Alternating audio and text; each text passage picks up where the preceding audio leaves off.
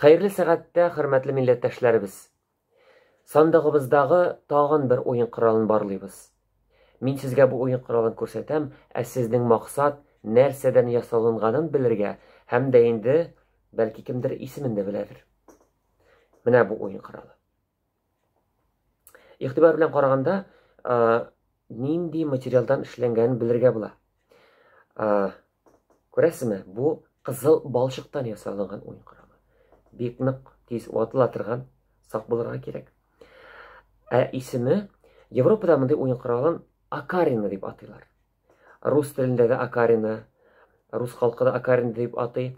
Менә татарларда бу балчык най. Таш сыбызгысының бер төре балчык най дип атала. Аңлашыла, балчык кызыл балчыктан ясалган, най гомумән уен коралы дигәнне аңлата. Шушы уен коралын инде махсус остаханәләрдә югары температурада кийдерелеп ясалына. Менә карап киткәндә, бу уен коралында сыбызгы өлеше бар. Менә күрәсез, сыбызгы өлеше.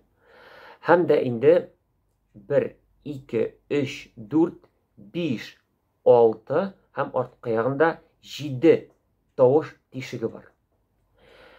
Димәк, монда бүтән тулы звукорядны чыгарга була, тавыш рәтен чыгарга була. Тикшереп карыйк әле, нинди үзенчәлекле тавышлы уен коралы, тыңлап карыйк.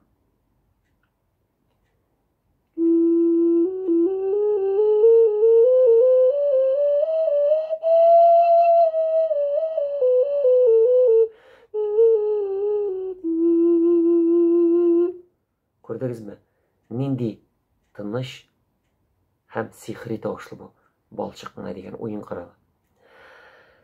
Ләкин бу уен коралының мөмкинлекләре аз. Чөнки күрәсезме, бу ябык савыт, ябык кидерелгән кызыл балчык. Шуңа күрә түбән октавага да төшеп булмый, югарыда да уйнап булмый. Менә шушы мин уйнаган диапазонда гына уйнарга туры килә. Инде хәзер тыңлыйсы киләдер, нинди ки уйнарга була микән? Ишеттегез бит инде, бу уен коралы шундый гади, тыныч. Шуңа күрә монда бишек киләрен уйнау бик кулай. Тыңлап карыйк.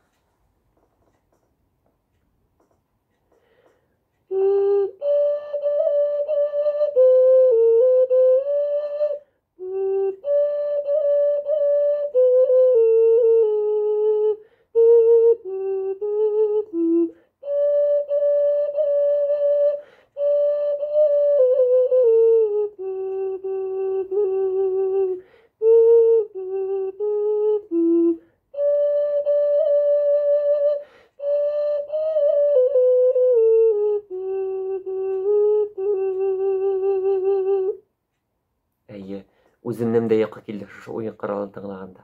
Хәрабәләрдә табылган уен кораллары кайбер музейларда бар, һәм дә инде шәхси коллекциядә саклана. Менә шундый зур теләгем бар, шушы уен коралларын барларга иде. Һәм дә инде татар формасын, борынгы татарлар уйнаган формасын барлап, музыкантларга җиткерергә иде. Музыкантлар инде безнең тамашачыларыбызга, безнең татарларыбызга һәм дә инде бүтән дөньяга җиткерделәр иде аның тавышын һәм дә инде татар көйләрен. Дуслар, шуны белән сәхифәне төгәллибез. Киләсе очрашуларга кадәр исән сау булыгыз.